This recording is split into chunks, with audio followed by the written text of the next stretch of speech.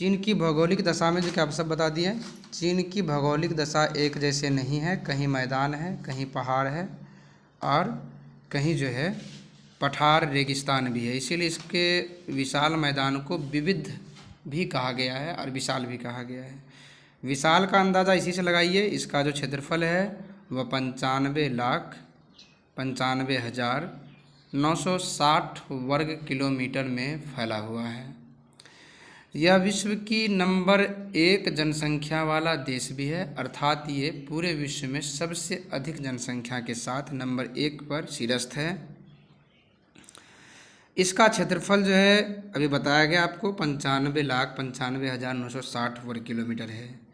अगर इसकी चौहद्दी की बात करें तो इसकी चौहद्दी चीन के उत्तर में रूस और कनाडा, अमेरिका के बाद, और या यूँ कहे तो रूस कनाडा और अमेरिका के बाद चौथा सबसे बड़ा क्षेत्रफल वाला देश है।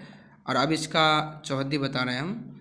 उत्तर में मंगोलिया और रूस, दक्षिण में विशाल हिमालय, भारत, नेपाल, म्यांमार, पाकिस्तान। इसका मतलब हम लोग जो है, भारत जो है वह चीन से दक्षिण में पड़ता है, अर्थात चीन हो गया इधर, तब ना उसके दक्षिण में हम लोग पड़ते होंगे। उत्तर साइड में चीन हो गया तो उत्तर पड़ते हम लोग, दक्षिण पड़ते हैं इससे। और एक चीज़ और है कि इसके उत्तर में बता दिए कि हम लोग पड़ते हैं दक्षिण के इलाका में बताया गया पहले मंगोलिया रूस, दक्षिण में हम लोग पड़ते हैं, उत्तर में मंगोलिया रूस। इसके अलावा चीन के पूर्व में पड़ता है प्रशांत महासागर और कोरिया, पश्चिम में पड़ता है विशाल मरुस्थल, रेगिस्तान कहते हैं जिसे। चीन की सबसे बड़ी नदी का नाम बताया गया था यांगत्से नदी, जिसको वहाँ के भाषा में जिनजियांग के नाम से भी जाना जाता है। लेकिन जिस नदी के किनारे चीन की सभ्यता विकसित हुई उसका नाम था हुआंगहो। हुआंगहो भी वहाँ की बड़ी नदी है, लेकिन यांगत्से नदी इतना बड़ा नहीं है। यांगत्से नदी की अगर बड़ेपन की बात करें तो यांगत्से एशिया महादेश की सबसे लंबी नदी है। इसके अलावे यह विश्व की तीसरी सबसे लंबी नदी है। अच्छा, नदी शिकांग पहाड़ी क्षेत्र से निकलकर दक्षिण पश्चिम से, अच्छा, चीन की अधिकतर बड़ी नदी जहाँ कहाँ गिर जाती है, प्रशांत महासागर में। विश्व की तीसरी ये इसके बाद दक्षिण पश्चिम से होती हुई उत्तर पूर्व की दिशा की ओर बहती हुई चीन सागर में गिरती है। यह नदी अपने मुहाने पर ज्वारंद मुख बनाती है। यांगत्से नदी के विभिन्न हिस्सों में चावल, गेहूं, जौ, मक्का, अफीम, गन्ना, मटर एवं कपास की खेती की जाती है। अतः कृषि यातायात की सुलभता के कारण, मतलब यांगत्से नदी के किनारे किनारे होती है तो नदी से ही यातायात भी हो जाता है, आने जाने की, नौका परिवहन द्वारा।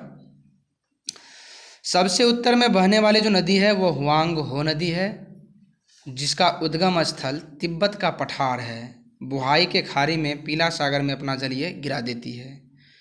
हुआंगहो नदी चीन में लोयस के मैदान से निकलती है, और लोयस की मैदान में जो मिट्टी पाई जाती है ना, वो पीले रंग की मिट्टी पाई जाती है। और इस मैदान से जो गुजरती है, लोयस के मैदान से ये हुआंगहो नदी, तो उसका पानी जो पीली मिट्टी पर से बहती है तो पीला दिखाई देता है, जिस कारण इस नदी को पीली नदी भी कहा जाता है। तो हुआंगहो नदी का दूसरा नाम पीली नदी हो सकता है। और हर साल ये बाढ़ से बहुत उत्पात मचाता है, जिस कारण इसे चीन का शोक भी कहा, जैसे बिहार की शोक कोसी, वैसे चीन का शोक हुआंगहो नदी। हुआंगहो नदी क्षेत्र विश्व का सबसे बड़ा उपजाऊ क्षेत्र भी है। इसके पेटी में बहुत ज़्यादा गहन खेती होती है, और चीन की सभ्यता की जननी भी हुआंगहो नदी को ही कहा जाता है, क्योंकि इसी नदी के किनारे चीन की सभ्यता का जन्म हुआ। इस प्रकार हम कह सकते हैं कि चीन की भौगोलिक अवस्थिति जो है वह उसे सामाजिक राजनीतिक क्षेत्रों में सक्षम बनाने के लिए पूर्णतः सुरक्षा प्रदान करती है। मतलब उसका भौगोलिक बनावट इस तरह का है कि उसके राजनीति और सामाजिकपन को उगाने के लिए बहुत काफ़ी है और उसे सुरक्षा प्रदान करती है। ये हम जान रहे थे चीनी सभ्यता की भौगोलिक अवस्थिति के बारे में। प्राग इतिहास काल से अगर चीन को जोड़ के देखें, प्राग इतिहास काल मतलब एंशियंट हिस्ट्री से, पौराणिक हिस्ट्री से, तो चीन की सभ्यता के पुरातन अवशेषों को अन्वेषण के माध्यम से ही ज्ञात किया जा सकता है। आधुनिक समय में पुरातत्व प्रमाणों से यह ज्ञात होता है कि पेकिंग के नज़दीक झोउकोउतियन का एक गुफा है, वहाँ एक मानव का जो है कंकाल मिला था। वही चीन का पहला कंकाल था। जैसे कि भारत में कहा जाता है कि रामापिथिकस पहला कंकाल था, ऐसे चीन जो मिला था हिमालय की इलाका में मिला था ये रामापिथिकस भारत में। इसी प्रकार से वहाँ झोउकोउ नामक गुफा में एक आदमी का कंकाल मिला था जिसे पेकिंग मानव कहा गया था। पेकिंग मानव, तो चीन में मिलने वाला पहला मानव का कंकाल पेकिंग मानव, यही चीन का पहला मानव माना गया। चूँकि इसके बाद कोई ऐसे पुराना मिला नहीं, इसलिए माना गया इसको। अगर हो सकता है आगे मिल जाए तो इसको रिजेक्ट भी किया जा सकता है। चीन के पूर्व पाषाण काल का है और कुछ शोधों या रिसर्च से मालूम हुआ है कि पेकिंग मानव आग जलाना और उसे नियंत्रित करना दोनों कला से परिचित थे। पेकिंग मानव जो अवशेष मिला उस पर शोध करने से, उसके पुरातत्व से जानकारी मिला कि ये उस काल का मानव था जिसे आग जलाने का हुनर हो चुका था। पिकिंग नामक स्थान से मिला ना मनुष्य की खोपड़ी और दांत पुरापाषाण काल के, इसीलिए इसका नाम पिकिंग मानव रखा गया था। इसके उत्तरोत्तर काल में पाषाण के औजार और मृदभांड या पीली नदी क्षेत्र की पहाड़ियों की तलहटी से प्राप्त हुआ। मतलब उसके द्वारा उपयोग होने वाले सामान सब पीली नदी के किनारे मिला अवशेष के रूप में। चीन में 12,000 वर्ष पहले आरंभ हुए नवपाषाण काल में के प्रमाण हुआंग हो नदी के मध्य मार्ग में मिले हैं। इससे संबंधित दो महत्वपूर्ण स्थल है होनान एवं शांसी। जेपी एंडरसन द्वारा होनान के यांगशाओ नामक स्थान के नवपाषाण कालीन संस्कृति का उत्खनन किया गया और इस स्थल से चित्रित मृदभांड के महत्वपूर्ण प्रमाण प्राप्त हुए हैं। खैर ये जान रहे थे प्राग इतिहास काल से चीन का क्या संबंध है, कैसे वहाँ सभ्यता पनपा, उसके आरंभिक मानव कौन थे, जिस काल में कोई प्राग इतिहास मतलब क्या, जिस काल का कोई लिखित एविडेंस उपलब्ध ना हो या कोई भी एविडेंस उपलब्ध ना हो, केवल पुरातत्व मिले, अवशेष मिले, जीवाश्म मिले, उस काल में चीन कैसा था वो थोड़ा सा दिख रहे थे। छोटा क्लिप में ही पूछेगा, अगर छोटा क्लिप में पूछेगा तो उतना पढ़ दिया गया है, वही लिखना है जो पढ़ा गया बस उतना। चीन का उदय एवं विकास का क्रम, अर्थात इसका उदय या विकास कैसे हुआ, इनके ऐतिहासिक स्रोत मिले क्या उस स्रोत से जानकारी मिला इसके उदय और विकास का, या फिर कोई और एविडेंस सबूत मिला। तो प्राचीन काल में चीनी सभ्यता एवं मिथ्य कथाओं के आधार पर 3 आधिपत्यों तथा 5 सम्राट को चीन का सबसे पहला शासक माना जाता है। 3 आधिपत्य कौन कौन से, तो फूसी 1 हो गया, नुई कुआं 2 हो गया और सेननुंग 3 हो गया। इन 3 आधिपत्यों में 5 सम्राट हुए थे, राजा हुए थे। उन 5 राजाओं को ही माना जाता है कि इन्हीं के काल में चीन का विकास हुआ। उन्हें चीनी संस्कृति में काफ़ी सम्मान के दृष्टि से देखा जाता है, 5 शासक को, सम्राट को।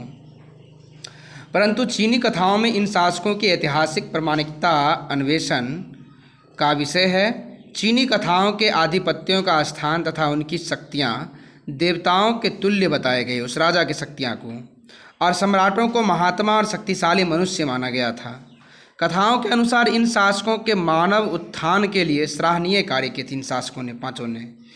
इनके समय में इतिहास लेखन नियुक्त करने की प्रथा की शुरुआत हो गई थी और भूमि को चिंग तियन पद्धति के अनुसार बांटा गया था। जैसे कि अस्थायी बंदोबस्त और वगैरह सब भारत में पड़े हैं, उसी तरह से वहाँ एक नियम था चिंगतियन। इसके अनुसार भूमि को बांटा गया था। ईंट एवं बैलगाड़ी की खोज कर ली गई थी। साथ ही पांचांग का उन्हें नॉलेज हो गया था। पांचांग मतलब पतरा के हिसाब से दिन महीना साल चलाना, मौसम की जानकारी रखना। 5 सम्राटों के अंतिम सम्राट जो हुए थे वहाँ, 5 सम्राट के एक साथ नाम नहीं दिया, लेकिन अंतिम जो सम्राट हुए थे वो सून थे, जिसका नाम सून था। और इन सम्राटों ने चीनी सभ्यता को खूब विकसित किया, 5 ने मिलकर। लेकिन अंतिम जो सम्राट थे वो 5 में से उनका नाम सून था। तब एक वंश आता है सिया या जिया वंश आप कह सकते हैं। ये जो 5 सम्राटों में अंतिम सम्राट सून थे, उन्होंने अपनी गद्दी युई नामक व्यक्ति को सौंपा। युई ने सम्राट पद को वंशानुगत खानदान दर खानदान चलाया और इस तरह से चला करके सिया राजवंश तक पहुंचाया। फिर से इसे दोहराइए, 5 सम्राट में से जिनका नाम सून था, उन्होंने युई नामक व्यक्ति के हाथ में गद्दी सौंपा। युई खानदान दर खानदान उस गद्दी को चलाते गया और आखिरकार सिया राजवंश के हाथ में सौंप दिया। अगर कहें एक दृष्टि से तो उन 5 राजवंशों ने, 5 सम्राटों ने मिलकर के चीन का तो उत्थान किया, लेकिन उनका वास्तविक कोई राजवंश स्थापित नहीं हुआ था। तो असल में ऑब्जेक्टिव का जवाब देने के लिए हम कह सकते हैं कि सिया ही चीन का पहला राजवंश था। हालांकि सिया वंश के राजा पहला राजा नहीं थे, उससे पहले 5 राजा हो चुका था। और भी युई में के खानदान में भी कोई कोई हुआ होगा, लेकिन औपचारिक या ऑफिशियल तौर पर देखा जाए तो सिया राजवंश ही चीन का पहला राजवंश माना जाता है। चीन का पहला राजवंश था। उद्धरण इतिहास के शास्त्र एवं बांस कथाएं वहाँ प्रचलित रहती है। जैसे पंचतंत्र भारत में मशहूर है, कहानी किताब है, वैसे बांस कथा वहाँ पर मशहूर है। उसी किताब में चीनी इतिहास ग्रंथ मिलता है, चीनी इतिहास का ग्रंथ कहा गया उसे। उनके वर्णित कथाओं के अनुसार युई को चीन में कृषि शुरू करने का क्रेडिट दिया जाता है। युई कौन? जिसको सून ने राजगद्दी दिया था। सून ने जिस आदमी को राजगद्दी सौंपा था वो थे युई। और युई के बारे में ही कहा जाता है कि चीन में खेती बाड़ी करने का प्रारंभ या खेती बाड़ी को विकास करने का क्रेडिट प्रारंभ नहीं हुआ, क्योंकि आदि मानव चीन खेती करना सीख गए थे, लेकिन खेती बाड़ी पद्धति को विकास करने का श्रेय युई नामक व्यक्ति को जाता है। इसके द्वारा भूमि के व्यवस्थित वितरण और अभिलेख प्रणाली को आरंभ किया गया और इसी सिया या जिया राजवंश का 18वां शासक का नाम था की। जिया या सिया राजवंश के 18वें शासक का नाम था की, लेकिन इसका शासन बर्बरता व आताताई पर आधारित था। की के व्यवहार से वहाँ के लोग बहुत दुखी हुए और थांग नामक व्यक्ति के देख रेख में विद्रोह कर दिया और की को राजगद्दी से हटा दिया और सत्ता पर अधिकार कर लिया। उसके बाद सिया राजवंश खत्म हो गया। अर्थात सिया राजवंश के जो 18वें शासक थे कि वो सिया राजवंश का कमज़ोर शासक निकला, क्योंकि आताताई कर रहा था, मनबरहूपन कर रहा था। इसके लिए वहाँ का एक आदमी थांग नामक व्यक्ति की अगुवाई में वहाँ की जनता ने आंदोलन करके सिया राजवंश को गद्दी से बेदखल कर दिया और गद्दी को ऐसे ही रखा। उस गद्दी पर आगे चलकर कौन बना? सांग राजवंश बना। मुझे तो यही लगता है जो थांग नाम का आदमी अपने देख रेख में आंदोलन चला करके सिया राजवंश को हटाया था, वही थांग सांग राजवंश का स्थापना किया होगा। हुआ भी ऐसा ही, थांग ही सांग राजवंश की स्थापना की और सांग राजवंश के पहला राजा भी थांग ही बने। ये थांग वही व्यक्ति है जो की के खिलाफ आंदोलन चलाया था। पुरातत्ववेत्ताओं के अनुसार सांग राजवंश चीन का सबसे प्राचीन राजवंश माना जाता है। मतलब उत्कृष्ट के दृष्टि से सबसे पहला तो सिया और सबसे प्राचीन तो सांग। चीनी इतिहास में सांग काल को थीन काल के नाम से पुकारा जाता है।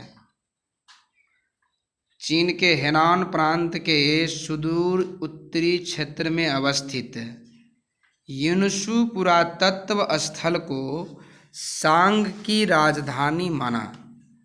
इस स्थल का 11 शाही मकबरे बने थे, जो प्राप्त भी हुआ खुदाई में। इसके साथ उत्खनन के बाद महलों मंदिरों के खंडहर भी वहाँ मिले थे। इसके अलावे यहाँ से हजारों कान से हरिताश्म, पत्थर, हड्डी और चिकनी मिट्टी की वस्तुएं भी प्राप्त हुई थीं, जो काफ़ी विकसित होने का प्रमाण देती है। मतलब सांग राजवंश में हथियार, कलाकृति सब बनाना, पत्थरों की डिजाइनिंग, हड्डियों का उपयोग, चिकनी मिट्टी की वस्तु, ये सब कला पनप गया था। फिर क्या होता है कि चाउ सीन वीर एवं कुशल शासक आगे चल कर के हुए, लेकिन ये क्रूर शासक थे। इसके दरबार में कामुक नृत्यों का आयोजन होता था। बगीचे में स्त्री पुरुष क्रीड़ा क्या करते थे।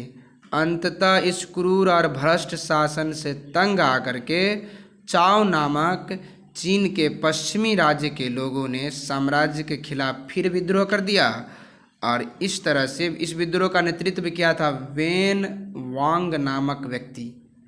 और अंत में वेन वांग के पुत्र वू वांग ने चाओ सीन को हरा करके सांग वंश का अंत कर दिया। इसके खिलाफ भी विद्रोह आगे चल करप्ट हुआ, विद्रोह हो गया और वेन वांग इसको शुरू किए, लेकिन वेन वांग विद्रोह करते करते मर गए। उनका बेटा जो है वू वांग, वो चाओ को हरा करके सांग वंश को समाप्त कर दिया। हालांकि अपने अंतिम दिनों में सांग राज्य काफ़ी विस्तृत लेकिन विशाल काफ़ी हो गया था। इसके अंतर्गत होपेई, अनहुई, सांतुंग के उत्तरी हिस्से जुड़ गए थे। सांग वंश के शासकों ने अपने समय में उच्च स्तर की संस्कृति का विकास किया और सांग वंश द्वारा सुविज्ञ लिखावट का विकास किया गया तथा उनके द्वारा छोड़े गए लिखित प्रलेख के माध्यम से उनकी रोजाना की दिनचर्या के बारे में पता चलता है। मतलब अगर तुम्हें कह दे कि सांग राजवंश की उपलब्धि लिखने के लिए, तो ये सब लिख दोगे कि साम्राज्य का विस्तार किया, साहित्य का विस्तार किया, अपनी डेली के लाइफ के बारे में लिखते थे जिससे उस काल की जानकारी मिली। सब होगा वहाँ का, उस काल का उपलब्धि होगा। और ऐसे में फिर यहाँ क्या हुआ, तो वास्तविक रूप से चीन का इतिहास सांग वंश के काल में शुरू तो हुआ, सांग वंश के काल में, लेकिन इसके बाद सांग वंश की भी समाप्ति हो गई तो चाओ राजवंश आया। चाओ वंश के शासकों द्वारा 1122 ईस्वी पूर्व से 225 ईस्वी पूर्व अथवा 1046 ईस्वी पूर्व से 221 ईस्वी पूर्व तक चीन पर शासन स्थापित किया गया। इस वंश के शासकों ने चीन में लंबे समय तक शासन किया, किंतु धीरे धीरे अपने सैनिक शक्ति, प्रशासनिक क्षमता कमजोर होने के कारण परंपरागत रूप से चाओ वंश को पश्चिमी शाही चाओ के बाद के युग को पूर्वी चाओ राजवंश की संज्ञा दी गई। पश्चिमी चाओ के काल के अंतर्गत सांग वंश को पराजित तो चाओ की नींव रखी गई थी, परंतु इतने बड़े राज्य को व्यवस्थित करने के लिए चाओ शासक मतलब वो वांग ने अपनी राजधानी पश्चिम में वेई की घाटी चंगान के निकट स्थापित किया। बाकी राज्य उसने अपने भाई बंधुओं को बांट दिए। प्रत्येक उपराज्य की अलग अलग राजधानी बन गई। सभी वो वांग के अधीनस्थ थे। इनके शासन नाम मात्र के लिए वो वांग को परमाधीश्वर मानते थे। कालांतर में सत्ता की लोलुपता से उपराज्य आपस में ही संघर्ष में उठ गए और इस तरह से वो जो थे वू वांग, इसका भी शासन ध्वस्त हो गया। देखिए बड़ी सीधी तरह बना हुआ है। सिया राजवंश जिसको सून ने यूई नामक व्यक्ति को दिया और यू नामक व्यक्ति के खानदान डेवलप होते होते सिया राजवंश यूई ने स्थापित कर दिया। यूई ने सिया राजवंश कुछ दिन चला। इसके 18वें शासक की आए, की थोड़ा सा क्रूरता और आतताईपन दिखाया। वहाँ के एक आदमी थांग के नेतृत्व में आंदोलन हुआ, उस राजवंश को ध्वस्त कर दिया गया और थांग ने नया राजवंश स्थापित किया, सांग राजवंश। सांग राजवंश भी चला, लेकिन दूसरा जो है ये बताए चाव का शासक आया, तो ये थोड़ा सा अय्याशी में घिर गए। बाग बगीचा में से जो है युवा युवती की अय्याशी होती थी, इस वजह से क्या किए, वहाँ के एक क्षेत्रीय राज्य जो है आंदोलन करके और क्या किया, सांग राजवंश को भी ख़त्म कर दिया। उसकी भी अगुवाई कौन कर रहे थे, वो वांग। फिर वो वांग राजा बने। वो वांग राजा बने तो सिया राजवंश, सांग राजवंश के काल में राजवंश इतना विस्तार हो गया था कि वो वांग से एक केंद्र में बैठकर उसे सत्ता चल ही नहीं रहा था। उन्होंने क्या किया, अपने भाई बंधुओं को दूर दूर का राज्य बांट दिया। लेकिन इसका बुरा परिणाम, केंद्र में खुद वो वांग बैठा, लेकिन इसका बुरा परिणाम ये हुआ कि आगे चल करके उनके भाई बंधु में जो बांटे थे राज्य, वो राज्य ही आपस में टकराने लगे, जिससे इनका राजवंश भी गिर गया। और आगे चल करके चीन राजवंश अब स्थापित होता है, चीन वंश, जिसको चहर्षि का नौ कह सकते चीन वंश। चीन चू एवं चीने चीन पर 3री शताब्दी ईस्वी में पूर्व में राज्य किया। इसका राज्य 225 ईस्वी से लेकर 203 ईस्वी पूर्व तक चला। और चीन, चू और ची ये 3 बड़े राज्य थे। चीन, जिसको कीन भी कहा जाता था अंग्रेजी, मतलब है चीन लेकिन अंग्रेजी में लिखा जाता है कीन, QIN, लेकिन पढ़ा जाता है इसको चीन। वंश के काल को चीन की प्रगति या समृद्धि का काल कहा जाता है। चीन वंश का पहला, देखो सभी राजवंश का हालांकि देन है। चीन का सबसे पहला राजवंश सिया, सबसे प्राचीन सांग या सबसे विस्तारवाद वाला सांग। चीन का सबसे डेवलप राजवंश अभी जो पढ़े हैं चीन। हाँ, चीन वंश का पहला सम्राट चीन शी हुआंग टी बना। चीन वंश ने राज्य में सड़कों का निर्माण कराया ताकि सेना को कहीं भी शीघ्रता से भेजा जा सके। चीन में हून आक्रमणकारी को रोकने के लिए चीन के दीवार का विशाल दीवार का निर्माण शुरू किया था। और चीन वंश ने अपने शासन काल में कृषि और व्यापार को बढ़ावा दिया। और 221 ईस्वी पूर्व चीन के शासक चीन शी हुआंग टी ने प्रथम एकीकृत चीनी राज्य की स्थापना किया। अर्थात अलग अलग जो राज्य बटा हुआ था सबको एकीकृत करके पूरा एक गणराज्य बना दिया, एक ठो। चीन राजवंश ने ही चीन के दीवार का निर्माण शुरू कराया, हालांकि पूरा नहीं कराया लेकिन शुरू उसी के कराया हुआ है। और राजा का नाम भी वही चीन राजवंश का पहला राजा शी हुआंग टी का शुरू कराया हुआ। अर्थात चीन के दीवार को शुरू कराने का श्रेय शी हुआंग टी को जाता है। इसने अपने शासन काल में सामंतों की ताकत को दबा कर रखा था। ऑब्वियसली जब ये सामंत की ताकत दबा के रखने वाला राजा है, जरूर ये पावरफुल राजा होगा, इसके काल में राज्य अच्छा चला होगा। हुआंग टी के शासन में चीनी भाषा का मानकीकरण हुआ था, मतलब स्टैंडर्ड किया गया था इसको, और ये कठोर बनवाए गए और मुद्रा पर भी छपवाया गया था इसको। चीन वंश का शासन न्यायवाद में विश्वास रखता था और राजा के फैसला को सभी मानते थे और नागरिकों पर कठोरता से इसे लागू भी किया जाता था। उन्होंने पूर्व के राजवंशों के साहित्य को जला दिया। इस सब के राजवंश का जितना साहित्य था सबको जला दिया। और चीन वंश के इस कृत्य के उपरांत चीन में पूर्व चल रहे स्वतंत्र वैचारिक वातावरण, जिसे 100 विचारधाराएं कहा जाता था, उसका अंत हो गया। साहित्य जलाने के साथ ही वहाँ की सोच भी क्या हुई, खत्म हो गई। अब चीन वंश लंग से नई सोच के साथ चीन चला। इस प्रकार चीन वंश अपने अच्छे कार्यों के करने के बाद भी घृणा के पात्र बन गए। चीनी राष्ट्र में चीन कालीन इस घटना को विद्वान दफनाना कहते, क्योंकि किताब को जलाना मतलब विद्वानों को जलाना हुआ, तो विद्वान दफनाना कहे के नाम से याद किया गया। और चीन वंश के शासक जो हुआंग टी की मृत्यु के बाद कुछ समय तक राज्य में अराजकता भी रहा था, क्योंकि इसे थोड़ी सी हीन दृष्टि, इतना बेहतर काम करने के बावजूद भी शी हुआंग टी को थोड़ी हीन दृष्टि से देखा, क्योंकि उन्होंने साहित्य को जलवा दिया था। इसके बाद आता है हान राजवंश। हान वंश के प्राचीन चीन का एक प्रसिद्ध राजवंश था, जिसे चीन में 206 से लेकर के 220 ईस्वी तक राज किया था। और लगभग 400 वर्षों तक चीन पर शासन स्थापित करने वाले हान राजवंश के काल को चीन के इतिहास का सबसे श्रेष्ठ काल माना जाता है। सबसे श्रेष्ठ काल मतलब गोल्डन एज थोड़ा सा। इस युग में चीन का संपरिवर्तन, सांस्कृतिक, राजनीतिक, आर्थिक और सैन्य शक्ति का विकास हुआ।